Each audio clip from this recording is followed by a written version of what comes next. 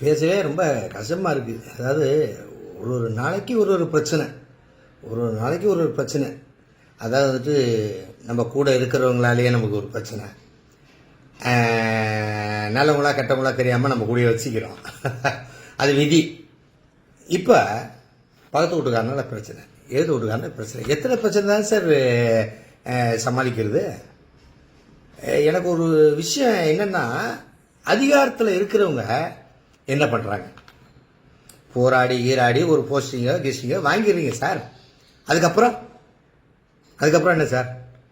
நீங்கள் என்ன கொடுத்து வந்தீங்களோ அதை சம்பாதிக்கிறதுக்காக தான் அந்த போஸ்டிங் வாங்கினீங்களா? உண்மையாகவே அந்த கட்சிக்கு உண்மையாக இருக்கணும். அதை தாண்டி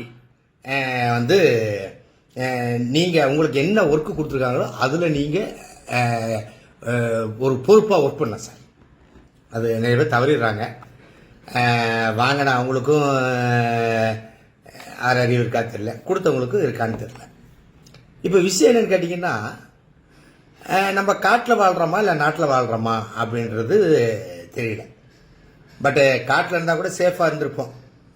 அது ஒரு காலம் நமக்கான ஒருத்தர் அங்கே இருந்தார், அவர் நமக்கு பாதுகாப்பாக இருந்திருப்பார்னு வச்சுக்கலாம்.